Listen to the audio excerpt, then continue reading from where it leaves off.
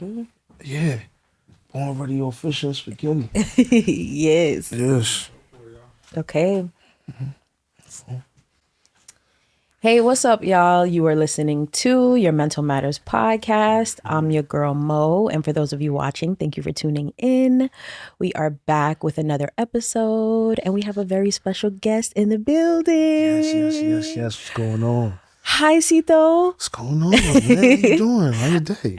Listen, before we get into anything, I want to thank you so much for being here.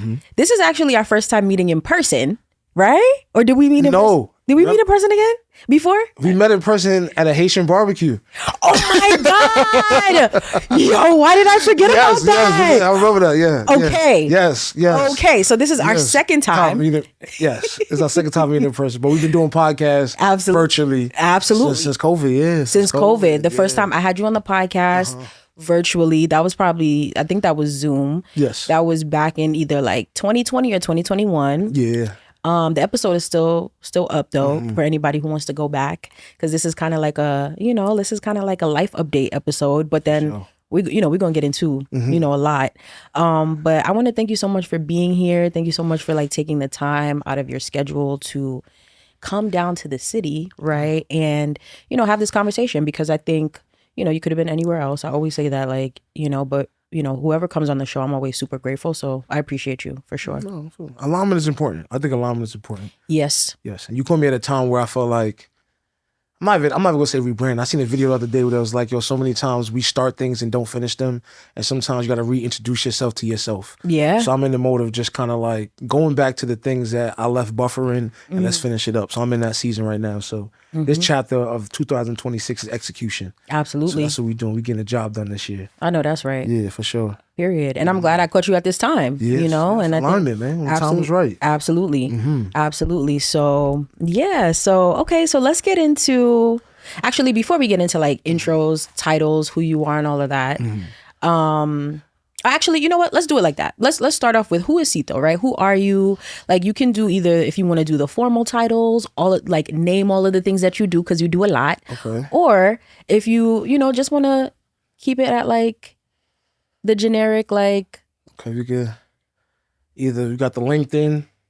Right. Or we got the Black Planet. Like, it's a difference. Listen, whatever you feel like feels right. Okay. Sito Blanco, storyteller, poet, author, from the Bronx, always. That always got to be in there. Teacher, educator, designer. Yeah, there's a lot of things in there. Host. Yeah. But really, I feel like I'm somebody that sees the world through a lens of truth. Yeah. And it's hard for me not to express it with every platform that's in front of me. So if that's with a paintbrush, it's with a paintbrush. If it's with a pen, it's with a pen. Yeah. If it's with a microphone, it's with a microphone. And if it's with some threads, it's with some threads. So I say that's the best way to like articulate it. Yeah. Yeah. Love it. Yeah. Love it. Did you say intellectual? It's so wild, because I don't even like jacking the whole smart thing. It's weird. Like, my whole life, people are like, yo, you kind of smart, and I'm like, yo, chill. Like, but I guess for me, it's the way that I seem, I guess, smart. Yeah. Or like intellectual in that aspect. Yeah. Like, when you think about like TJ, the smart guy, like, you think like it's always like smart is always associated with not swaggy or not cool. Got you. And I don't know. I feel like I've always had knowledge. I've always had sense. Yeah. Like, one of my friends gave me a nickname. Like, like in tribes, they always give you like a saying. He said, the man that always knows the time. I've always been aware. Like, I've always known what time it is. Like, and what is demanded of me or others in a moment or space. Absolutely. So I live my life through that lens. Yeah. I love that. Yeah. And I definitely want to get into, like, I guess, what do you think shaped that, right? Like, how did you become that person? But before we do that, right, I do have to start the episode off with a check-in. I always do a mental health check-in for every episode, because I feel like I would be remiss to not do so. How's your mental? How is your mental health? How have you been lately? It's the start of a new year. It could be, this month so far. It could be just this week, or it could just be today. How are you feeling mentally, emotionally, spiritually? Spiritually, I'm in a good space, but it's not great. I feel like God has really blessed me and has like shown me the light at the end of tunnels that I thought would stay dark forever. And I don't know if I'm rewarding him back with that same energy or effort. Yeah. I think it was more like sometimes I'm like, dang, good looking, appreciate you.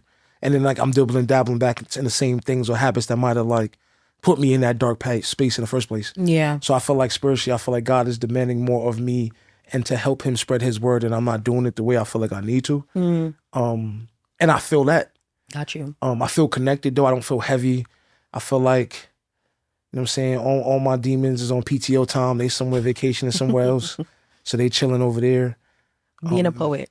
While you speaking, being a poet. Nah, for real though. Mentally, I feel like I'm in a really good space. I'm teaching now, teaching poetry in the school in the Bronx. Congratulations. And I feel like, thank you. These kids are challenging me mentally to understand that, like, we talking about the intellectual thing. Like, at times you want to use all these words and use these phrases and even use Canva. So like, I'm sitting here putting out these PowerPoints and they looking at me like, yeah, okay, but what's the base? What's the feeling like? And I ain't gonna lie, I had to like talk to my therapist, ChatGPT, real quick. And then don't stress me out, okay? Don't stress I was talking to Chat, like, you know, just kind of like, yo, like, am I losing my class? Like, how is it difficult to teach them poetry? Yeah. And it was like, yo, honestly, like at that age, they don't know what poetry is. They're just trying to find their voice and who they are and feel safe in their own truth. Yeah. So your job is to water that and build a bridge for it. And that's helped me like reframe even some of my own work in that way. Yeah. Like maybe I'm a little bit too much into like, how do you feel? Let's just get to the space of like, do you even know that you're allowed to feel this way?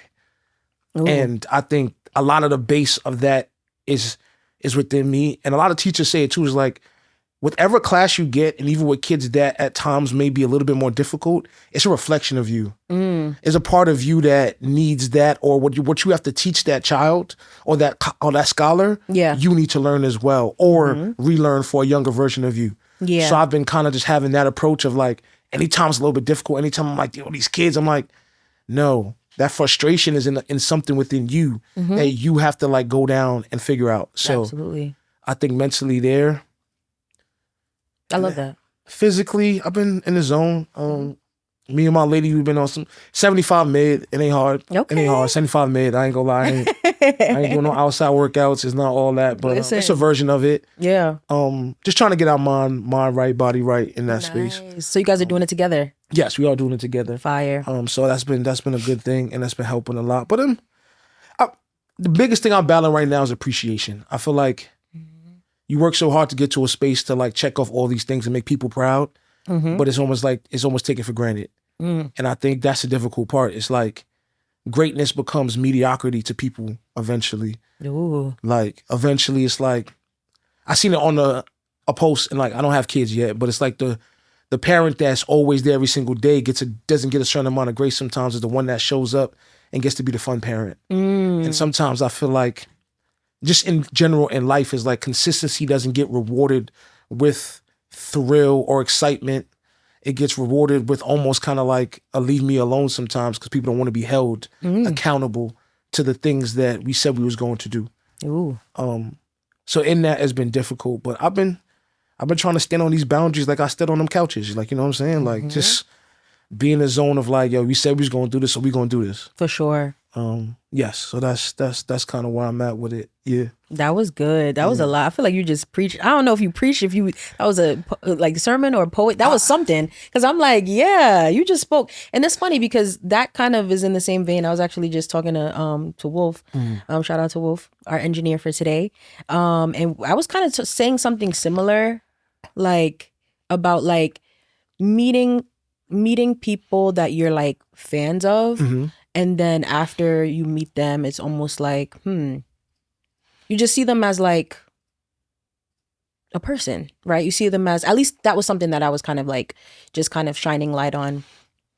So I think it's interesting that you were saying that, you know, you feel like you put in so much work essentially. And like, as far as the appreciation, because I don't know that the appreciation necessarily, for me, it wasn't the appreciation going away. It was more so just looking at them as like, just a human being, right? Like that more so. So that can sometimes be what it is. I think people sometimes, you know, can just be like, whatever space they're at in their life at that time, Yeah. the way that they're able to show love or appreciation or whatever could just look different than maybe what you would hope for. Because like, are you hoping for, or are you expecting a certain type of thing from those people? And who are these people that you want to feel appreciated by? I think the tough part is like,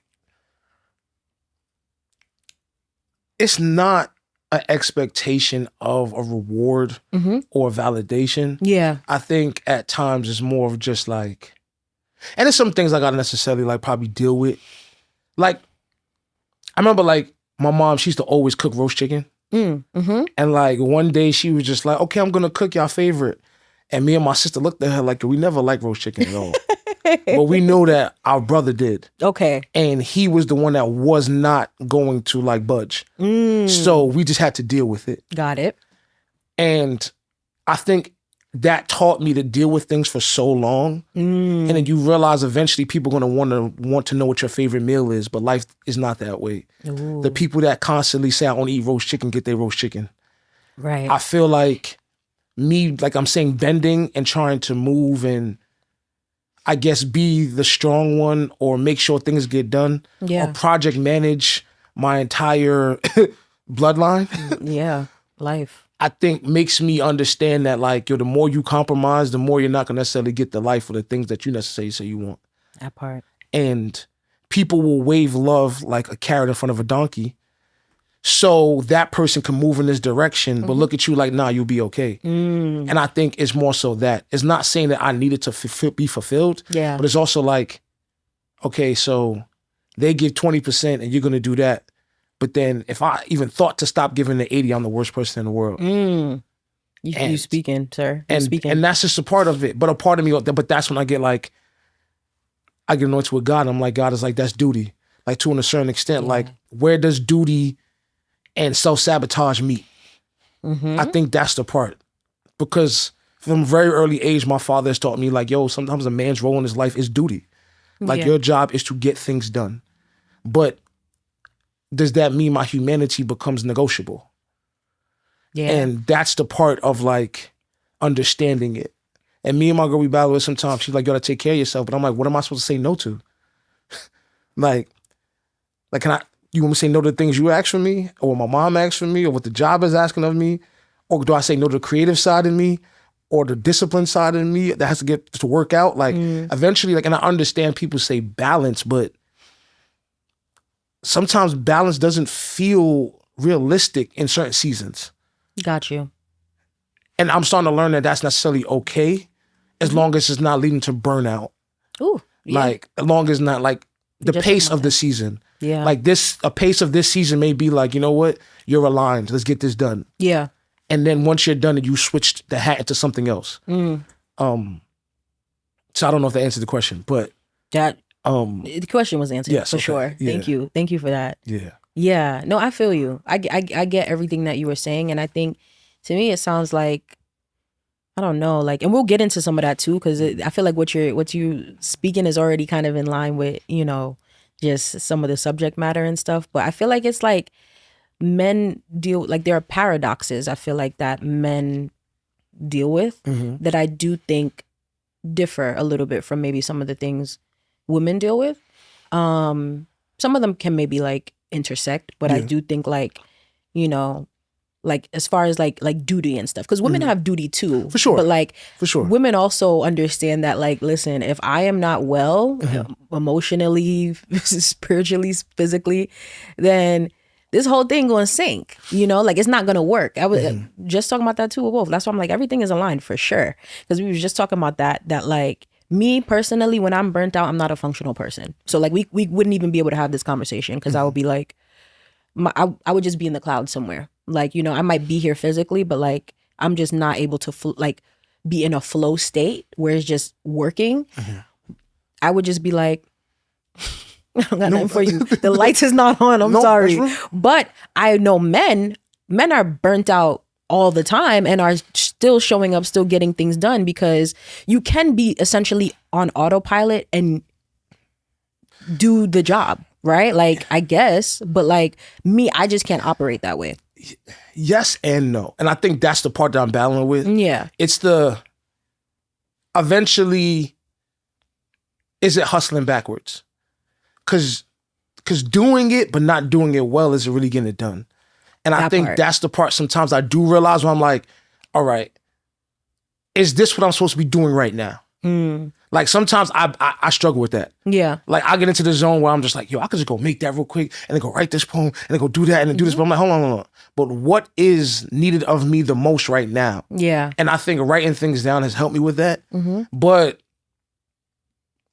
I do agree that there's a moment of space where you have to get things done despite how you feel. Yeah. But there also has to be a level of to what extent you start to work into the negative. For sure. Like, yeah, because that's a very, because at the end of the day, it's like if you only do things based on how you feel, then a lot of stuff wouldn't get done. For sure. For sure. Exactly. But there also is a space of like, and I've done it, where you can get so much into burnout that you don't even know how to feel anymore. Or at least understand your feelings. Yeah. And I think that's the part I battle with the older generation, with my dad. Got it. Like I remember my dad used to just really just like, if he ain't had no money, he would just not pick his phone up. I should be like, yo, like, you know you're more than that. Right? Did he know he was more than that? I don't think he did. Right. I don't think he did. But I think now I get to these moments and like I'm starting to have to like provide certain things and do things. Yeah. I have a different grace for him now. For sure. Because even though you are not just that, when you're able to do certain things, it's a different feeling. Yeah. Like what's the feeling? Like when you're able to when you're able to pick up the check. Yeah. When you're able to get them the gift that they want. Yeah. When you're able to pay certain bills. When you're able just to create the environment for love to exist. Because I think that's the part that's very difficult. It's like, it's not just about us yearning for love. It's like, sometimes a safe space has a budget. And who's going to provide that budget? Right. And I'm not saying it's only financial, but some of the finances allow it to be spiritual and mental as well. Yeah. If it's the coloring of the space, if it's the plants, if it's the lighting, if it's just the decor, the frequency, the feng shui, whatever you want to call it. Sometimes these things have price tags. Yeah. And I'm just learning now that like, it has made me look at the resources element different of like, okay, this is why it's a tool. Don't let it be the end all be all, but it is a B. Yeah. It may not be A, for some people it's A, but it is a B. And it's important to understand what role it plays. Right. And now I'm starting to understand my dad just a little bit more in that. I'm like, okay, I get it. Absolutely. I completely get it. Like even the other day, like my mom would be like, she wants to go to this concert. And she'd have been cool just going to a regular seat. Yeah. 100%. Yeah. But then when we went to the floor level and then they checked the ticket and you see that face light up like she at Disney World because she never sat that close. It's just different. It's a different thing. And you want the people in your life to feel that way. Yeah. Yeah. And sometimes, yes, resources help it. Yeah. The other things help too, but the resources help it. And I just think understanding that now. Yeah. Very much so. Yeah. I love that. No, thank you for sharing that. That was good. That's deep. I feel like we already in it. We already in it. Right? Because I had a whole rollout, but I feel like we're kind of just in it. Right. But I guess we'll pivot a little bit and then we'll get right back. So I would describe you as a multi-hyphenate, right? Okay. Would you describe yourself in that way? What you mean by that? Like do different things? Yeah, you do different things. You have different roles, titles, like you just do a lot, right? So I would describe you in that way. And being a multi-hyphenate, I think, that's why when you were kind of giving your titles, right, I was like, oh yeah, and an intellectual, right? Aside from being, poet, teacher, artist, you're also an intellectual, right? And I feel like, we had a little, kind of convo, right? Where we talked through some things that were just on our minds, right? That we were thinking. And I thought it would, be really good to just talk about it, on camera, right? And we bring the audience in on this and see what the feedback is, right? So one of the things that we kind of, talked about essentially that would be good to just kind of like really comb through a bit is knowledge versus education. Yes. Right? Okay, yeah. And I feel like we spoke to it just a tad bit so far, but I want to get into it And I guess maybe a good place to start before we get into it is like, where you're from, right? How you grew up, what your environment was like, what did you see growing up, right? You already mentioned you're from the Bronx, so like that kind of gives me some insight. It may give some insight to other people, right? If you know, you know. You know. Right? But like, what was Cito's upbringing like? What was life like for you growing up in school, in the neighborhood, in the hood, right? Like what was that like? It's interesting because I'm working on a book that I actually was working on in my master's program. Come on, masters. Yes, the master's program. I be battling with saying the title because it's kind of like how the world is out there, but God got me. It's copyrighted already. But regardless of the fact, I'm not going to say the title. But it's copyrighted. So it's three. It talks about my upbringing in three spaces. Okay. My parents are from Jamaica. Yep. My mom from Waterhouse. My father from Mobay, Orange District. Bap. So they both came here at 18. Sorry, my mom was 17, father 18. Okay. They met at Baruch College, both trying to be accountants. Wow. Yeah, my father. I was like, yo, Dad, how you met Mom? He's like, I ain't gonna lie. I seen a big ass walking down the hallway. That's what I need that. I was like, yo. Wow. I said, that's crazy. Wow. She just looked. She's like, yeah, that's what I was like, okay, cool. But then they got married. They had 3 beautiful kids. Yeah. My father was working downtown. He actually worked at World Trade Center at the time. Oh, nice. He was there for the first bombing when they wow. put when they brought the vans under. Wow. But he ended up getting. It's funny. He told me he got free tickets to see Bob Marley when he opened up for the Commodores, and they say when Bob Marley performed, everybody left after Bob, and the Commodores was just like, yo, wow. It was over it. But yes, okay. So that's that foundation there. I grew up in the Bronx, the youngest of 2, or 3. Sorry, my older sister Alicia, my second brother, my brother Edson. Yeah. So as much as I was born in '90, I'm still the youngest sibling of '80s babies. Got it. So I'm in a different era when we talking about different worlds, talking about these movies and this music, and my sister sitting there watching the freaking D'Angelo video 1,000 times on TV, and I'm just like, I don't want to see this. Like, R.I.P. D'Angelo. Right. D'Angelo. Right. So with that, but then also my mom put me in Fresh Air Fund. Fresh Air Fund is a program that takes kids from the inner city and brings them to rural areas in the summertime. So I spent about 14 summers in Vermont. Wow. With an entire different family of the Caucasian race. Wow. And I seen them like probably 3 weeks ago. Like she's been my second mom my whole life. Oh my God. I mean, helped me with college, still speak to her. She has 2 sons, Doug and Alex, and we communicate to this day. Fire. So it's like. What made your mom do that? I want you to keep going, but I'm curious. My mom, she said, to be honest, at the time, her and my father were going through the settlements. My father used to always take us on vacation. Yeah. My dad, he was an accountant working on Madison Square Garden at the time. So at that time, we had the YSL ties. Like he was fly. He was getting a little money and all that. Yeah. But once they started to separate, I didn't have like the summer vacations my brother and sister did. Okay. Like they even started off in private school, but eventually had to go to public school. I was always public school because eventually, once they separated, it changes the dynamics of things. Got it. So she said she wanted me to get experiences that only didn't stay in the city, which at times I was upset about. Yeah. Because it's like, summertime's the time you get to like talk to the girl you like. Like the fights happen, the basketball games happen, the block parties, so much stuff happens in New York. Yeah. Especially, we talking about, I was born in '90, so yeah, you talking about missing the summer of 97 all the way up to like 2000s. Like that's a lot going on. Like I didn't miss the whole summer, but I missed probably at least a month or a half of it. Got you. But later on, it allowed me to understand and be able to be in different environments. Yes. And understand the importance of that. Like we was going whitewater rafting and doing the freaking bow and arrows and so going camping. Yeah. So it gave me a different perspective. Yes. But it wasn't so far off because we're in Jamaica, we're camping just a different way. We're in Jamaica, we'll be bathing in the river, but just in a different way. Absolutely. So I felt like my ancestors just guided me along a line. Yeah. Where it's kind of like you may not get this in your family or your parents' motherland, but we'll find a way to give it to you in this land. Yep. And that helped me just like stay grounded, but stay in the nature space. Yes. But I think that also allowed me to be different or see different, how I can thrive in different environments. Yes. Which hence brought me to the space of code switching masculinity. What does it mean? What is it like to be the guy in Vermont? Yeah. When you're surrounded by a whole town full of Caucasian people And the wild part about it is, even in the process of writing the book, like, there's times I was just like, okay, let's not play the race card where it doesn't need to be played. Yeah. Like, can a black kid from the Bronx, from Jamaican descent, spend 14 summers in a 95 predominantly Caucasian town in Vermont and not feel a lick of racism? And from my experience, the answer is, yeah, I didn't.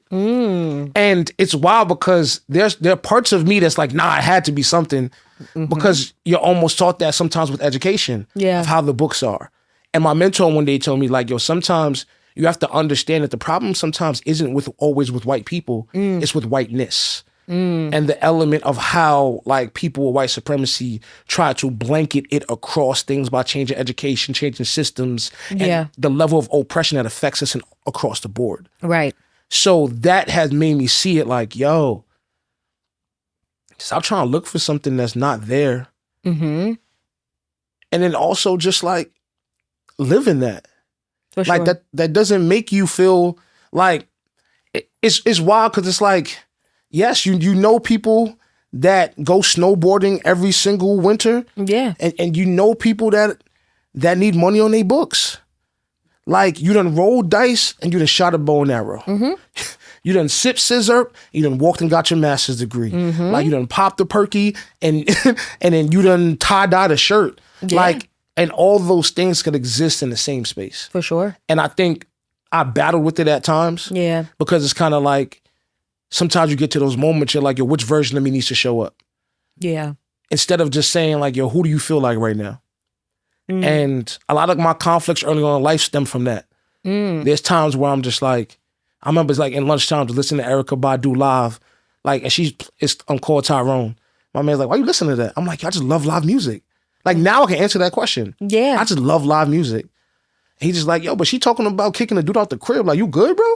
And I'm just like, nah, I just like the song. Yeah. And it's okay to just like the song. For sure. And I think so many times we're just put in a space of, like, and it happens with your peers at times, because they're trying to figure out their level of what masculinity means to show up. Right. And you're just like, dang, like, why can't I talk about how I like Hoobastank? Or or how I traded my Dipset CD for my Linkin Park CD. You know, like, why can't we talk about that? They tried to take your Bronx card away? I won't even say that, because the crazy thing about it is, like, yo, when you start pulling up and you start playing some of those hits, you start playing down, down, down, down, sugar, we going down, swinging. Yo, right. Some of the bros be like, listen, that was a part of my childhood. It was a part of all our childhoods. But I think that's the part of, like, when we talk about not being a monolith, I think that's the part that we do to ourselves also. Yeah. It's like, where is the space for the black children? Right. Or the ones that want to do science, or the ones that want to be engineers. Like, don't mean that they don't smoke Blackwoods. Like, what happens to the kid that does yoga in a trap house? Like, why can't these two things exist all in that space? Right. And yeah, so I think it was more of, like, trying to understand that and being acceptable is not the word. Accepting that. Yeah. And I still go through it through times. Yeah. But I think now it's more of, like, instead of asking what does the world want me to be in this space, I ask, like, yo, bro, how you feeling? Like, how you feeling? Like, how you showing up today? Like, what zone you in? Absolutely. And I start from there. It does. So yeah. I love that. No, thank you for sharing that. And I think, I do think that's where, like, the paradox, where it's like, I feel like men, just even from our conversation we had off camera, and then hearing what you're saying now too, which is very similar, it kind of where sometimes I'm like, that sounds really hard to just have to feel conflicted in that way. And I do feel like I've experienced it to a certain degree, right? I don't know how, because yours sounds tough. I feel like I experienced it where I'm a well-spoken Black woman, right? And I feel like I've been well-spoken my whole life, but there are certain spaces that I have gotten into where I can change that, right? Depending on who I'm around. Like, yeah, like, I know the hood niggas. I know, I've been around that. I've seen that. And so I know, how to partake in even those conversations, right? Like when getting into like hood politics, right? Or getting into like, what it means to like even be like loyal, right? Like that. I remember that like loyalty. Everybody was getting loyalty tatted at one point, and like that was like a real thing. And I was like, what is this about, right? Even though like I think loyalty is a good quality to have, but I think when it came to certain conversations growing up in New York, yes, and like what that meant, and like how you was supposed to show up for people, it kind of it became a little bit. Just the purity of it, it was lost. It was just like, like there's a line between loyalty and just like you bugging, foolishness, like 100. And I'm just like, and it's like, yo, you being like, it doesn't. But I think that's a part of how we change narratives to fit what we're trying to get done. Yep, I see it all the time in the sense of just kind of like, I remember the whole element, like, yo, nah, somebody put the battery in his back.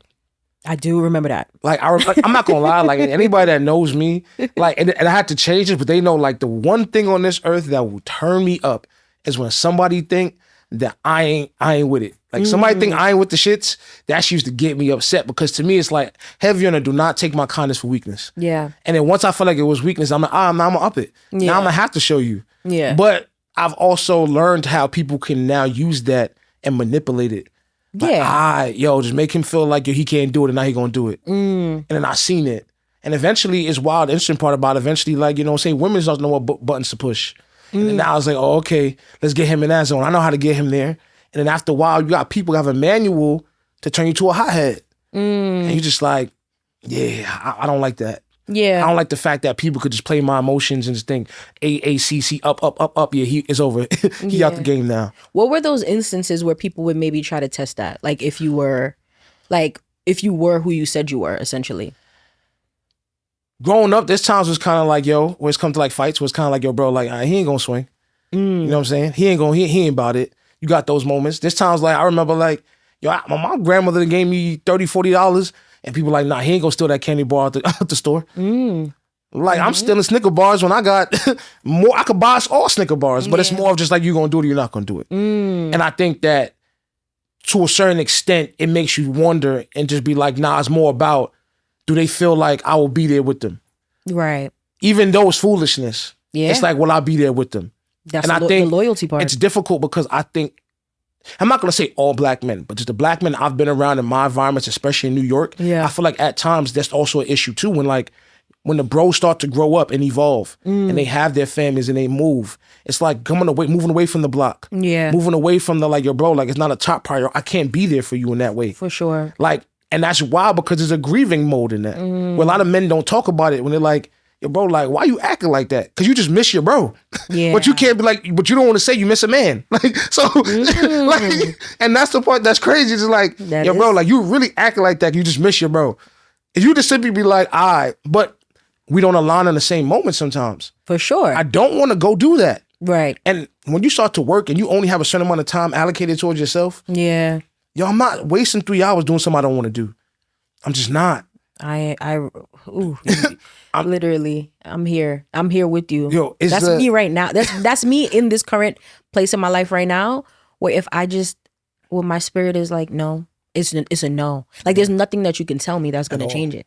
You get what I'm saying? Whatsoever. And I feel like that happens sometimes, and it happens with friends. It happens with family, right? And I think sometimes it's like what you were saying too, where it's like people just want to see if you're gonna choose them. Really, that's what it is. People want to feel chosen, right? And it's almost like it's an allegiance. Like the allegiance is to us. And if you don't do what it is that we're expecting of you within this allegiance, then you're not with us no more.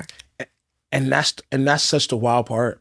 Because I've had some students and they were just like, yo, she said she won't be my friend no more. And she said, I didn't say that. But you sat with her. And I was like, and I just be like, okay, I was like, okay, two things could be true. Y'all know that. Like, like she may connect with her in that moment to do that. And that means she can still be cool. She's not saying she won't be our friend. You're saying you don't want to be her friend. And they're just like, no, it has to be. And it's like, I think the biggest thing I had to learn is like, whatever I thought it had to be is false. Right. tomorrow, like there's nothing I can control when it comes to this life. Mm-hmm.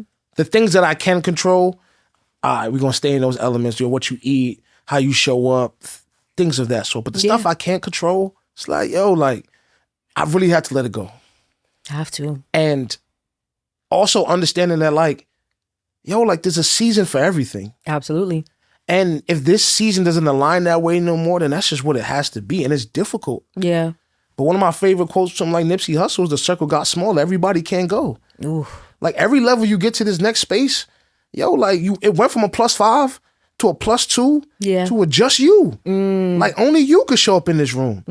And sometimes God needs you to show up in this room alone for you to see something different. Yeah. When I pull up with the bros, sometimes I'm going to be in the corner talking to y'all all day, when I need to be talking to this person or having this conversation. Exactly. So I think distracted. It's from a distraction standpoint, but also like from a safe space. Yeah. Also, I also understand being with the bros feels safe because it's like, I know you're not going to demand of me more than I'm not going to demand of you. Mm-hmm. Any other situation I'm in, I might randomly go spend $1,500 for no reason. Okay. No. So like, I know who I'll be contacting when I need $10. No. When I need 20. No, I'm saying, like, not, Maybe like me and my friend talked about the other day, was in the sense of, it's like, it's times like in the past where you could be talking to a girl, her birthday be coming up, and you just kind of like, y'all gonna maneuver that real smart. Listen. And that's the part that's difficult. And I'm not like, matter of fact, the story's a story. My friend had a baby shower. Okay. And we're at the baby shower. They needed help to get setting up. So I'm help setting up.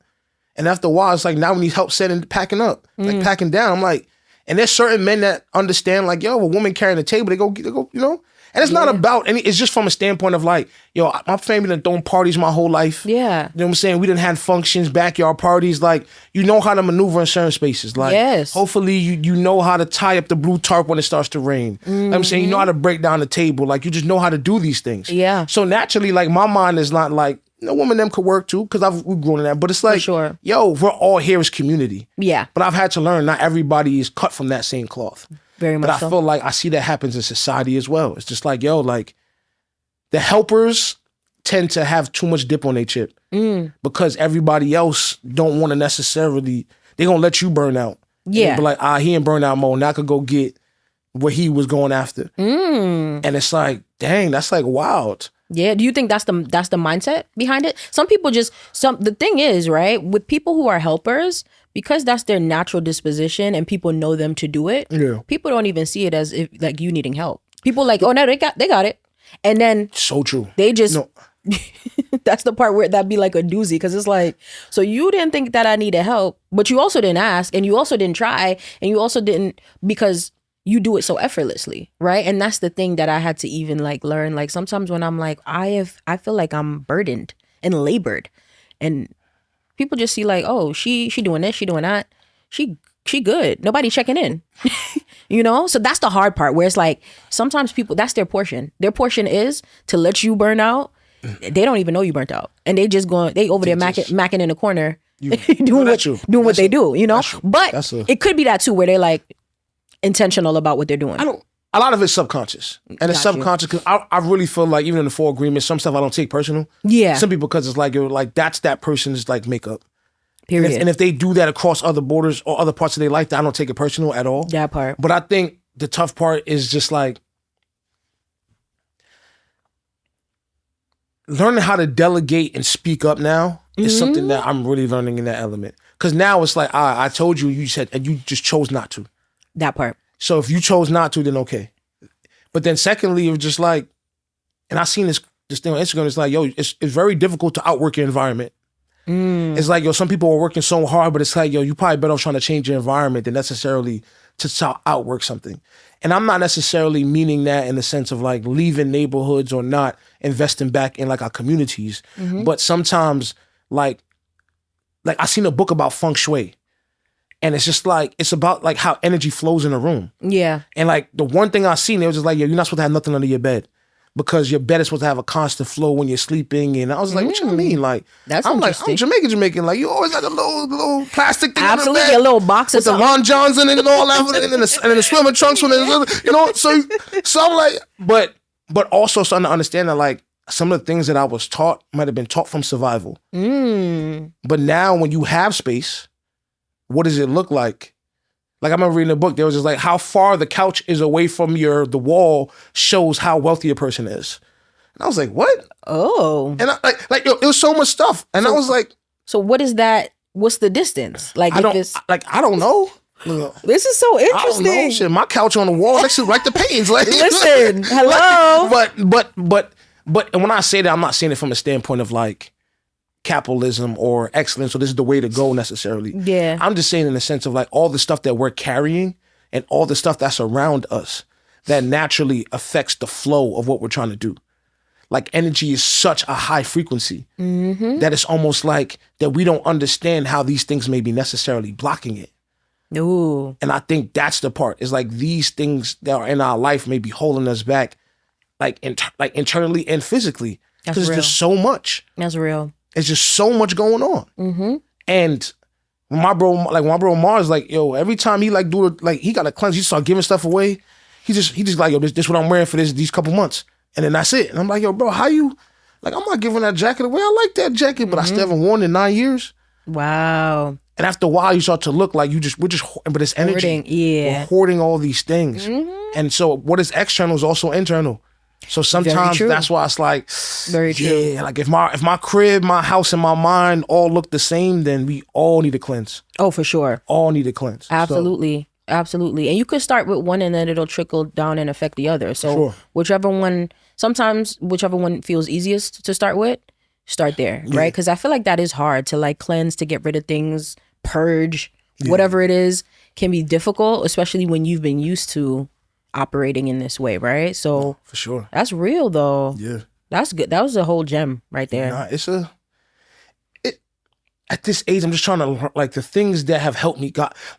What got me here is not going to keep me here and make me flourish. Absolutely. And like I keep hearing all these quotes and stuff, but it's different. Like when you necessarily have to live them, right? Like I remember I was writing this poem and I was just like, yo, I reposted a quote from a character that I really don't believe in.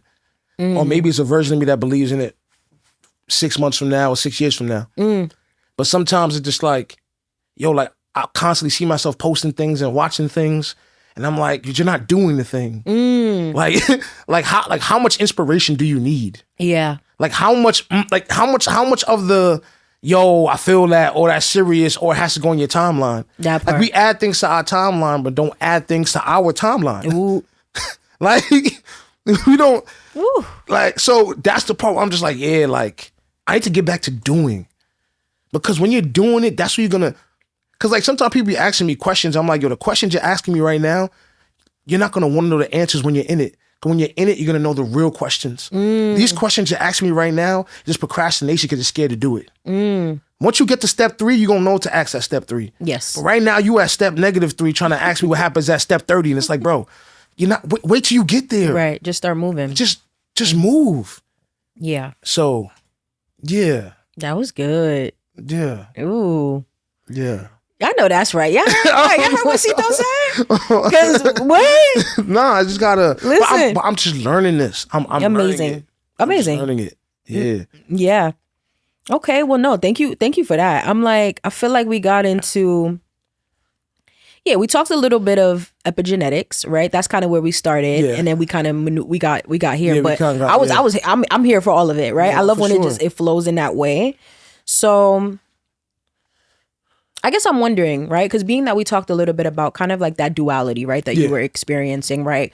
You know, going from being in a predominantly white space in Vermont, you know, not really experiencing racism, and then coming back to New York and being in public school, growing up, you know, in the Bronx, right? Around, I'm sure, predominantly like Black and brown, right? How do you feel like that affected your mental health? That duality, that experience and all of that?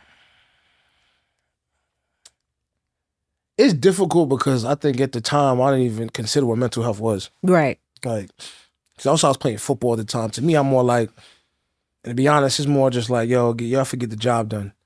Like that was the majority of my life. My life is like, yo, my posse at the time, like, yo, yeah, I put the money in work. Y'all for work. Like, but also understand like the balance of it all. in hindsight, I feel like it affected my mental health in the sense of me trying to convince people of things that they may see online or they may see in a book, but I've seen in real life. So I think the difficult part, especially like middle school and high school, like when you tell people you do stuff, they always look at you like, nah, you lying. Like their natural thing is, nah, you lying. Because they just feel like there's no way you did that. And it's tough even with my students. Like the other day, like I was showing them some stuff I've done and they're like, yo, like you did all this, why are you here? And I'm like, all right, like there's a level of life I feel like every child goes through. And I'll say, if anything, this affected my mental health more than anything is like when that bubble pops, you start to understand like what you think money is, fame is, what success is, how difficult it may be to get and acquire certain things. Right. It changes your whole lens on it all. Yeah. And I think at times when I was in Vermont, life felt more free. It felt more just like weight off your shoulders. I don't really have to look to my left or my right. Yeah. I just like, it was more of just a utopia. For sure. When I look back, but some of that might have to do with like, yo, bro, you're around 10 miles of nature. Like in their backyard, you just go on a trail. You could just walk for 2-3 hours and you're in nature. Wow. Like they just have rivers and potholes. You could just, like they have like these, you could just jump in the water in this little hole because they built. So I think the air was just better at times. Yep. So I think if anything, me understanding in hindsight of like, yo, like the environment and the frequency of the environment is going to change you. Yeah. It's a reason why you might have gotten into more fights or in that spaces because it's like what crab in the bucket may feel like when you're there. Like, and having that conversation with my bro Mars too, like, yo, bro, like I remember being 16 and like, yo, it's sad to say, but like, yo, grown men will be trying to holler at your girl and fight you. Like, like in that era, like we talking about like 2006, 2005, like New York. Everybody out here with the Mermons on and the Pellies and looking like a pack of Skittles. Like I remember that. It was a wild time. Like, and I think that's the part too. Like I thought that was normal. I remember being at the PSAL game for the championship and Lance Stevens after he won his third one. And like, it was a big brawl. Like in the whole, like in Madison Square Garden, I'm talking about a brawl. And you're just like, and I'm not gonna, at the moment, we're just laughing. We're like, nah, this is lit. This is a time. And I look back at it like, yo, these things used to excite me. Yeah. And I don't know why. Like, I don't know. I can't answer why. Yeah. And nor do I regret it. Because they shaped me to who I am. I think I battle with it. I battle with it more so in the sense of like, as I look to like start a family soon, like, yo, would I want my son to go through what I went through? Yeah. And seen what I seen. It's a different world, a different time, but yeah, like some of that stuff is just like, and am I lying to myself? Like, yo, like seeing people getting shot and poked up and like kids playing with crack on desks, like it's not normal. Yeah. But it felt normal. Yeah. And I think that's the part that I kind of like, I wonder and like move around and battle with. It's the like, if you're trying to like peel back the layers on everything, like you can only, it is what it is, but for so long. You have to eventually start to understand the like, and it's wild because I started telling some stories and my mom was like, that happened? And I'm like, yeah. Like, it happened. And like, and I came home and you was wondering why I didn't finish my homework. I'm like, I just seen something that was crazy. Yeah. And you wondering why, like, I ain't take the garbage out. Like, and, but, so I think that's just part two. And then also, in a sense, going back to code switching masculinity, understand the difference between danger and fear. Ooh.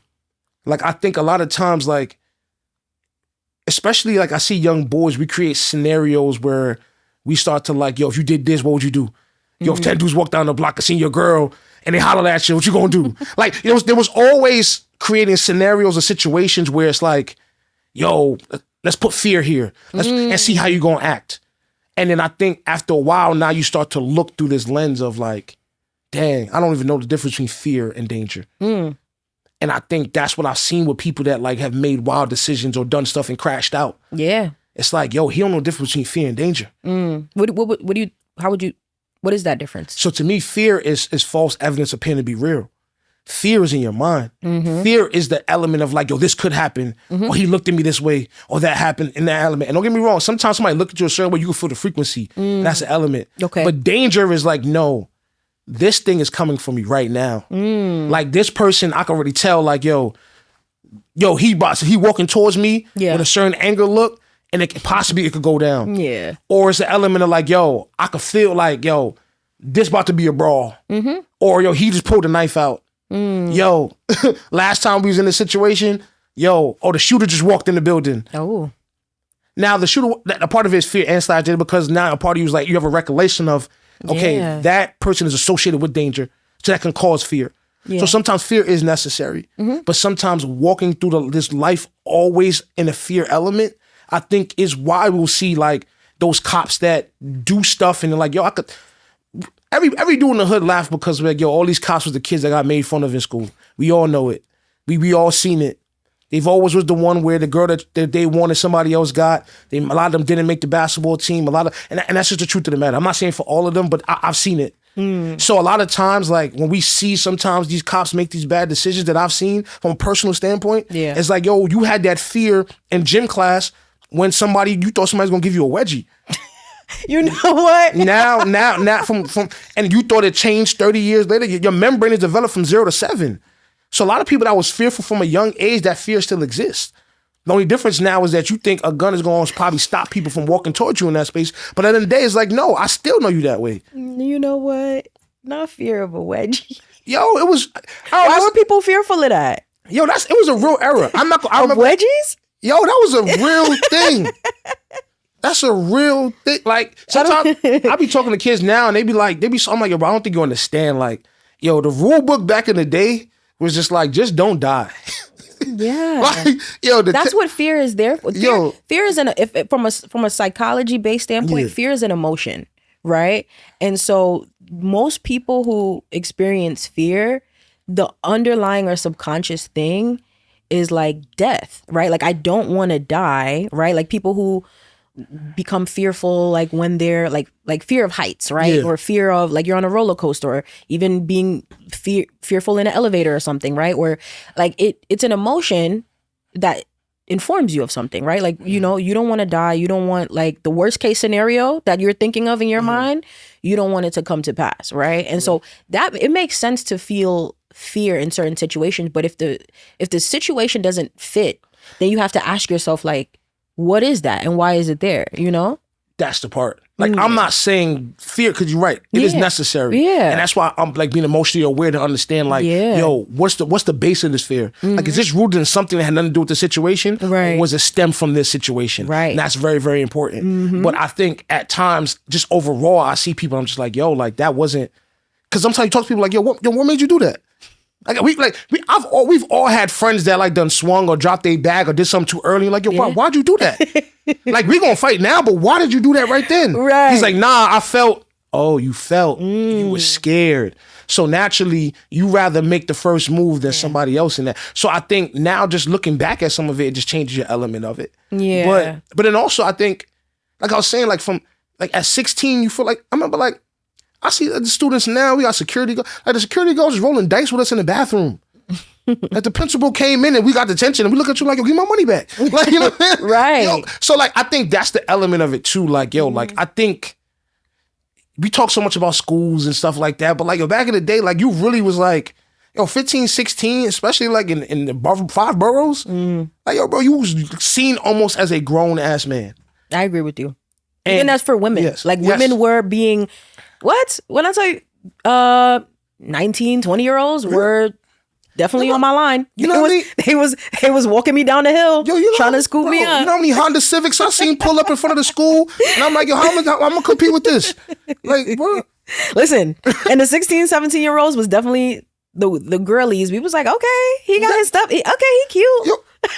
But that shouldn't have been happening. It shouldn't have. It shouldn't have been happening. It shouldn't have. But my thing is like, it did. And I think to a certain extent, like just so that's the thing, like with the from a lens standpoint, and also in that element is like, yo, like I'm competing with somebody that has more knowledge than me, has more years of earning potential than me. Like from such a predator essentially. Yes, a predator at a certain Like, literally. no, literally a predator. Literally. And so after a while, you start to like, and then that's what makes you want to speed up and get it faster. Yeah. But I think I've always been in a situation where like, and I think, and I love my family for this, where it's always like I've always had that last threshold of like, you can't take it this far. Like when some of my friends got into some stuff, like I was like, you don't go this far. Yeah. Like we not breaking down no weight, you don't go that far. That part. You know what I'm saying? Like we not swiping, no, you don't go that far. That like part. there's certain stuff that I was like, nah, like I know like that's just the space, we just don't do that. You're right. And I equate that to my dad. Cause my dad say all the time, he's like, yo, we do a lot of things. But he's like, yo, like my government name is Appleton. Like he's like, yo, Appletons don't get arrested. Your government name is Appleton? Yo, I have the most Jamaican name known to man. No, you're full blown. No, my name Donavar Appleton. Yeah, they don't get no more Jamaican than that. See though? Yeah, The title of this episode might be Appleton. I'm fine with that. It's so crazy because I got Cito Blanco way before I even did poetry. That was a name I got for like Instagram and like Skonex and like Twitter back in the day. Okay. Because it was me and all my mans, and I'm thinking everybody black because we got the merms on and everything like that. We walk in the deli, oh yeah, it's okay, da-da-da. I'm like, hold on, like, because like at that time, it wasn't no Afro-Latino. Like it wasn't, nobody was talking about that. It was just like, we all look the same, we playing ball, we eating the same thing, and you kind of find out culture later on. You kind of find out people's ethnicity later on. You don't know about that in the moment. I'm not walking to somebody like, oh, you're Dominican. Right. Oh, you're Honduran. You're from... Right. Like, you just like, yo, bro, what's good? You all right? You playing ball? Like, yo, so part. I think that was an element in that space. Because that was like the whole like Moreno No Bueno era. Like that was a whole thing. Like you know what I'm saying? And it was a time. You look back at it as like, yo, this should not be, but it was, at the time, I looked at it as a term of endearment. Like you looked at it as that. So yeah. No, for sure. Absolutely. And I think especially in the Bronx too, because the Bronx is such a melting pot of like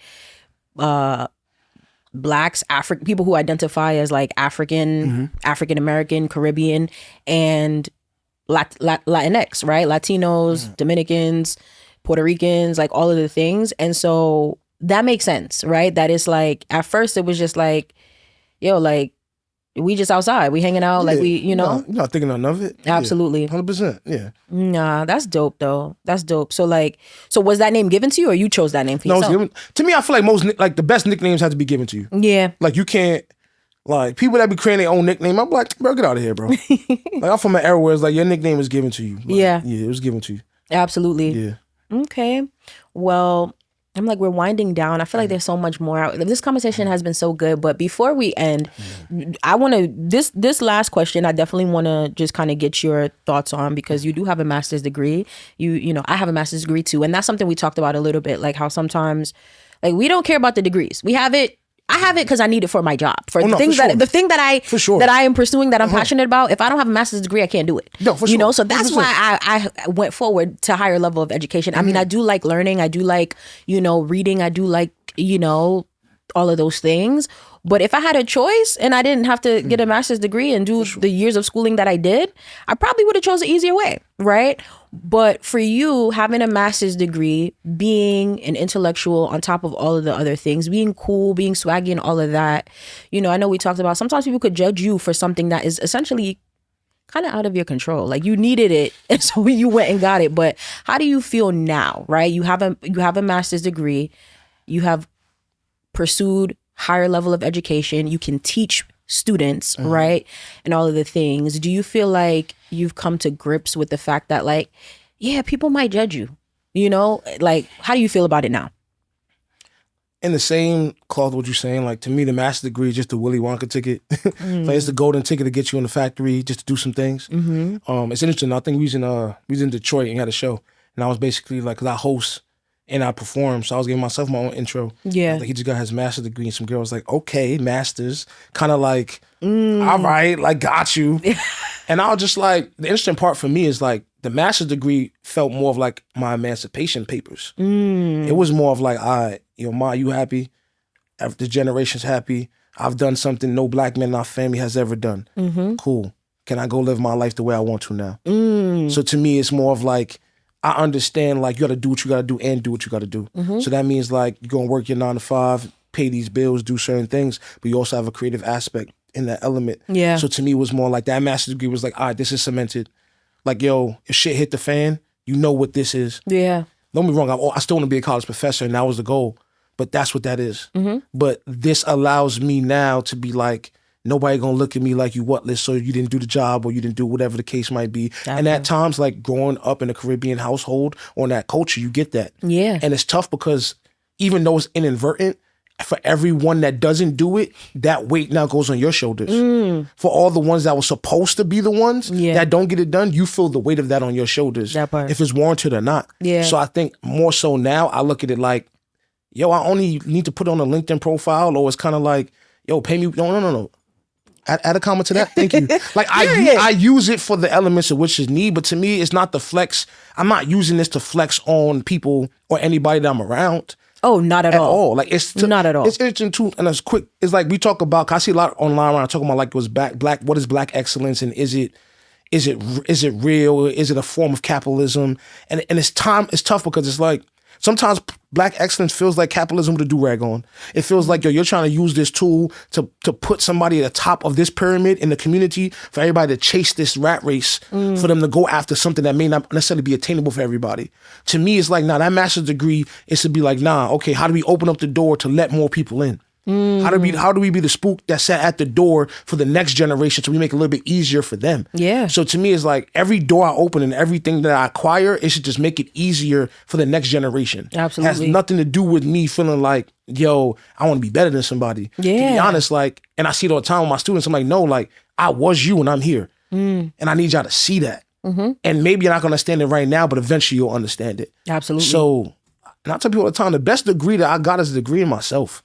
I know Like that's knowing right. yourself is the most important part. And sometimes when you're in school, like the education pushes you to understand and be knowledgeable of like how you move, how you operate, Absolutely. how you dissect certain things. What's your iOS system? What's your scientific method? You know what I'm saying? How you analyze something, observe it, break it down. Like what is that? What's the sample size? So to me, it's like education helps you understand capitalism. And I think capitalism, the only way to break it down or to destroy it is like with any remedy. A part of you have to understand it for it to be in the cure. So I just look at it in that sense of like, yo, I'm gonna go as far as possible with this in this element. But at the end of the day, man, Marcus Garvey, Stokely Carmichael, Malcolm X, Fred Hampton, all that is still in the spirit. That's always gonna be in my pen. Yeah. It's always gonna be in my vocal cords. But I think it's great to understand both. Very much so. Yeah. A bar. Gems galore. And yeah, this is black excellence right here. You know, like you are black. Listen, and y'all can't come with no arguments. And my thing is, I do feel slightly different, you know, just a slight difference with like the master's degree thing, because I do think that like, I don't look at it just as like a Willy Wonka ticket, right? In what you were saying, I look at it as like, because it takes like for people who have spent years in school, right? There's work ethic, determination, grit. There's so much that you get from that experience, right? If we talk about even people who like went to HBCUs and like what they got from that. But like, you know, I went to a PWI for my master's program. Right here, you know, in New York City, right? I went to a PWI, and I feel like even that experience taught me so much about myself. I learned, yes, educationally about mental health, my program, like what I needed to, you know, be in this field that I'm in. But I also learned a lot about myself, my work ethic, how much I can take before I'm like exhausted, how much work that I can actually put in and do for something that I'm going after. And I feel like for some people, you got to go through that experience to really know what you're made of. And so that's why sometimes when I feel like people be trying to like, you know, poop on people who pursue higher levels of education, I just feel like they don't know what that's like. So of course they're gonna have, you know, they're the critics, but they don't know what that is. You get what I'm saying? And that's the part too that's tough, because it's kind of like, even the people that's like, yo, this person didn't go and got that degree or did that, they always had their nose in the book. Like people like, even like the Nipsey Hussles of the world, or the Tupac studied at schools. Nipsey Hussle built the computer at 14. Like he always had his nose in the book. He's always staying knowledgeable. Yeah. And the last point, I understand education and knowledge. Like to me, knowledge will be forever. I'm always going to want to learn. I'm always going to be in the space to understand the man that knows nothing. The man that knows everything knows he knows nothing at all. So you always have to be in the space, like you can learn from everybody and be in that space. Always have the lens in the space of knowledge. knowledge. Yeah. And even if education is not for you, keep on learning. Yeah. So I've had mans that's like, yo, bro, like, let me see some of your notes from school. And I've always respected that. Like, yo, you can walk in the library on a college and like, yo, bro, let me get this information. So we can do all of these things. So that's why to me it's more like learn. Yeah. Let's always learn. Yeah. Forget the degrees. Let's learn because we're better as a people when we know more. Yep. So absolutely. Ooh, that was it. That was it. Oh, thank you so much, Cito. That was good. Sure. That was a bar. That was a gem. I feel like I'm like, ooh, all right, we might have to do a part 2 or something. Cause I feel like some stuff we didn't get into either, but also it's been a good day. I know. It's been a good day. I'm just in that zone. Yes. Yes. You was in it. And I feel like it flowed. It flowed perfectly. It's how it's supposed to. Yes. But also, last. I'm reading a book of Rick Rubin. He's like, yo, it's not about creating art. It's about being in a space where art is inevitable. And I feel that's the same way in the sense of like good frequency and moving and operating. Yeah. Woke up this morning, drank my tea, had a workout, had a good meal. You know what I'm saying? Drank my juice, got my water right here. Yes. So naturally, it's like if we're just constantly always in those habits, then these things should flow with it. So absolutely. Yeah. No, thank you so much. And let the people know where they can find you, where they can follow you. Anything you got upcoming too. Okay, we're working on a lot right now. But like follow me at Cito Blanco. That's CITOBLANKO. Working on a mixtape, working on another album, working on a newspaper. Working on that book too. Like we're working on a lot. We're working on a lot, building. Also, people out there, I'm trying to start. Like, yes, I'm working on a new newspaper. So if you got writers or people that tell stories and want to document, be a part of it. I did one last year. I want to get back to things that are tangible, things that they can't change on the internet. So if you want to be a part of it, please DM me, hit me up. I'm going to do a post real soon that's going to go about that. But yeah, we building in every aspect and how we doing it. And like, yo, go finish what you want to finish, man. Yeah. Everybody got a story, so write it. Period. Yeah. Oh, I'm so proud of you. Thank you so much. Thank you for sharing all that you did. This was good. We might have to do a part 2. We're going to talk about it. We'll see. We talk about it. Yes. But thank you so much, guys. Thank you for having me. Yes. Your Mental Matters podcast. Yes. We're out. That part.